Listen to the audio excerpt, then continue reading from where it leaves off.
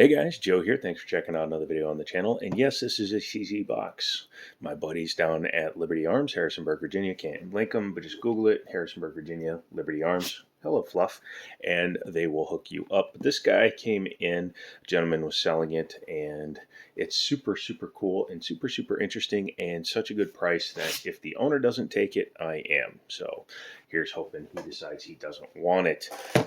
Everything you guys do to help them out helps me out because they'll let me borrow guns like this for reviews and videos, or they'll just hook me up with a good price. So make sure to check out Liberty Arms. Also, become a member of the channel. If you do that, maybe you'll get access to extra videos like the two other ones that are going up on the same day you're seeing this. But inside the box, we have a big hunk of steel. This is a CZ SP01. This is the tactical with the full rail. This is the kind of duty style version of what I used to have, which was the Shadow 2. The Shadow 2 is similar. I'm not saying they're the same gun. I'm just saying they are similar. They had a lot of the same design elements, but we'll be getting into that in a minute. Let's take a look at what came in this box. This one came in nice closed cell foam with a secondary magazine with extended capabilities. By that I mean it's an 18+1 versus a 17+1 or 16+1 if you get the absolute basic CZ75 mags. All their boxes are the same. They have the window licker latches, as I like to call them, because you have to lift up and then push in the center of the case in order to get it to open. Stupid, but it's just what they've done forever. So go do you, Mr. CZs. But yes, this is a CZ75 base firearm. You can see it in the top up here with the standard looking top, standard ejection port, all that stuff. It even has CZ75 style rear cuts with some enhanced front cuts. This gun is probably one of my favorites of the non-1911 guns that exist. And this is a very, very nice example of the breed. This is a single action, double action, so double action to single action, which means that if you were to start like this, you could just double check,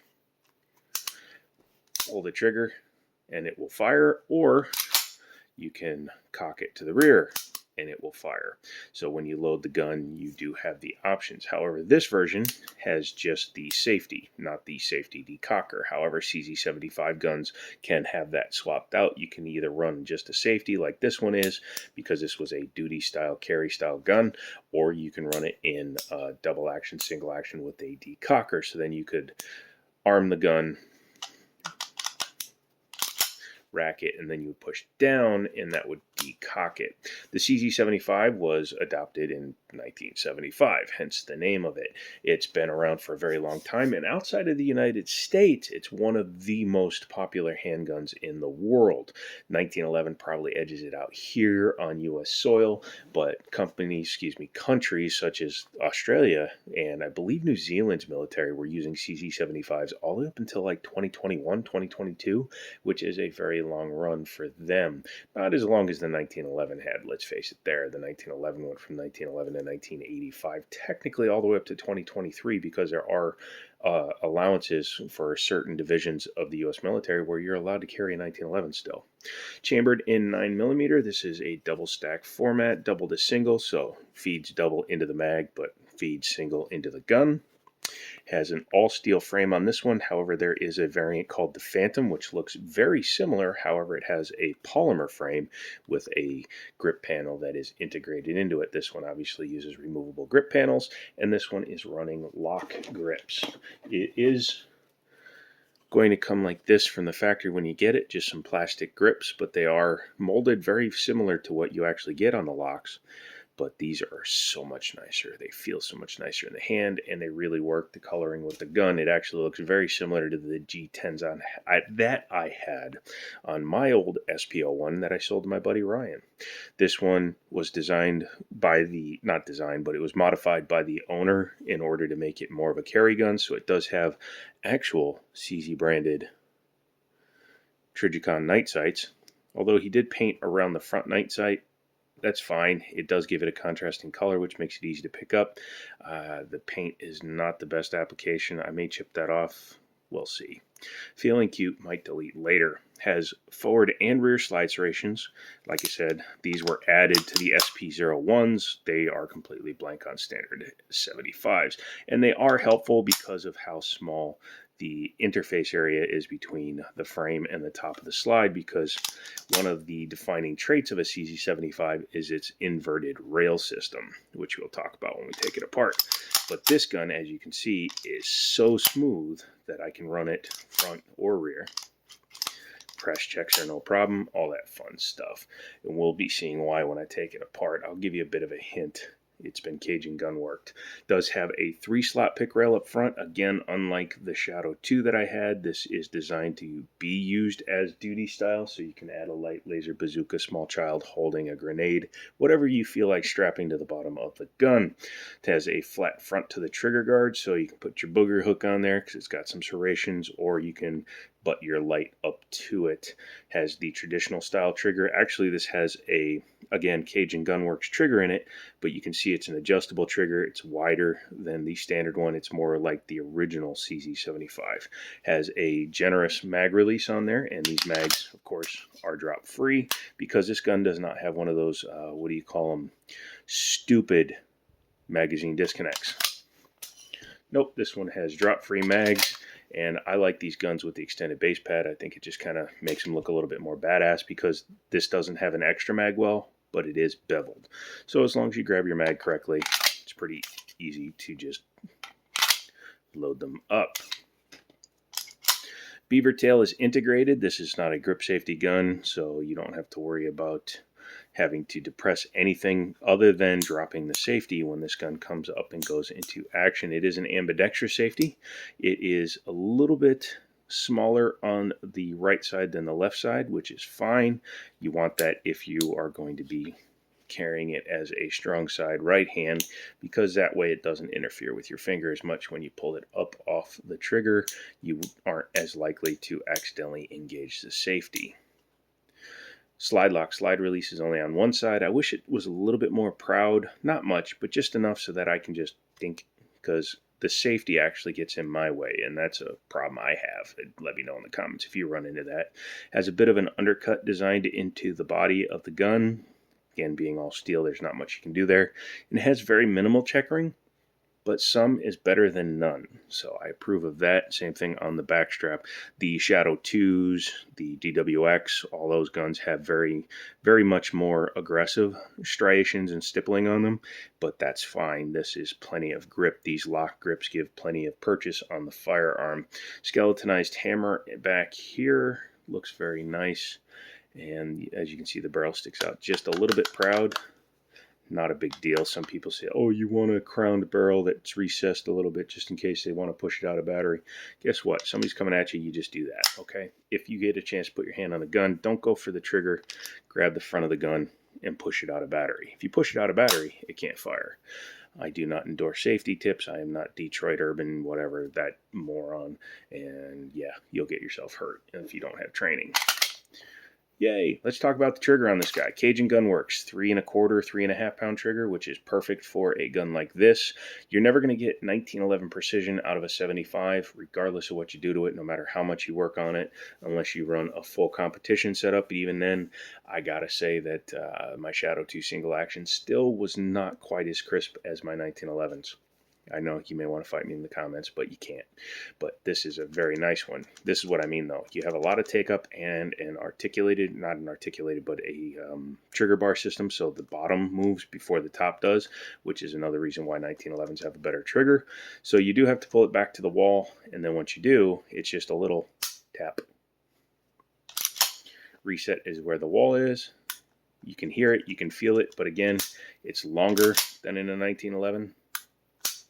But if you're a slapper like me, it's fine. The double action is rated at 8.5 pounds, but it's probably the smoothest 8.5 pounds I've ever felt.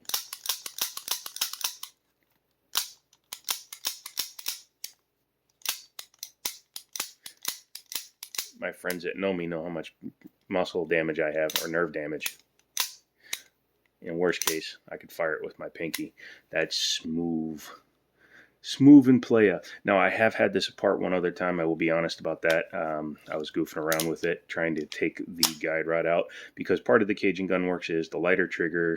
I think they do work with the connector, but also they polish the internals, different recoil spring and guide rod, all that fun stuff. So we're going to take her apart real quick and check all that out. Go ahead and make sure that she's empty. And then CZs are marked. However, I have had shadows that weren't marked, which was interesting.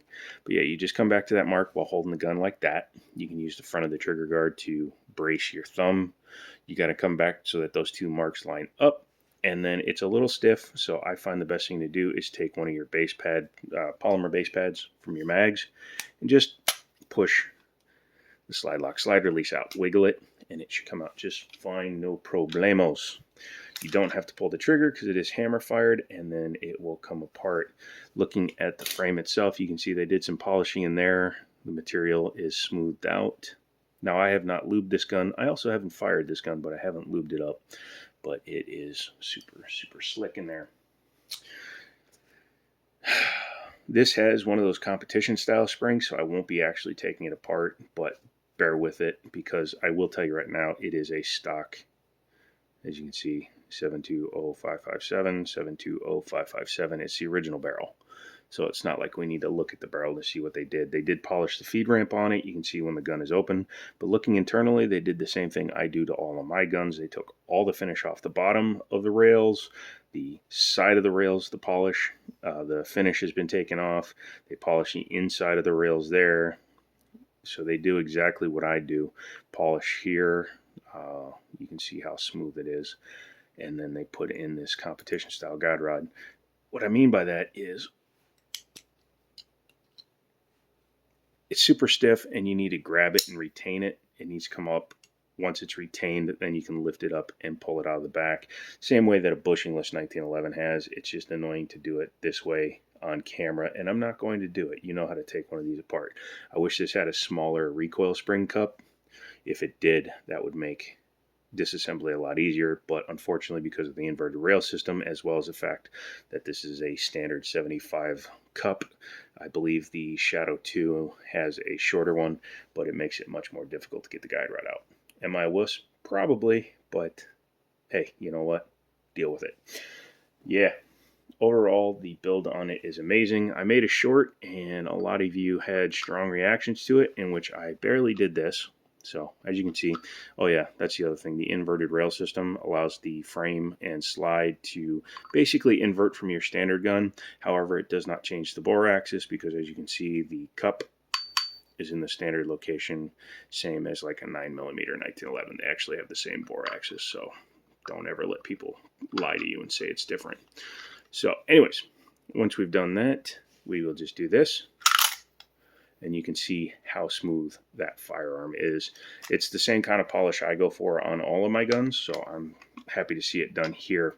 And also, one of the reasons why I don't feel bad again about getting rid of my Shadow 2 is that this is not a cheap package to do. For those of you that don't know, if you go right to their website, you can look it up and fact check me, but it's $475 just for the gunsmithing part of installing their Pro Kit, and then it's about $200 in the parts for it, and then the lock grips are like $50 to $75 depending on when you buy them.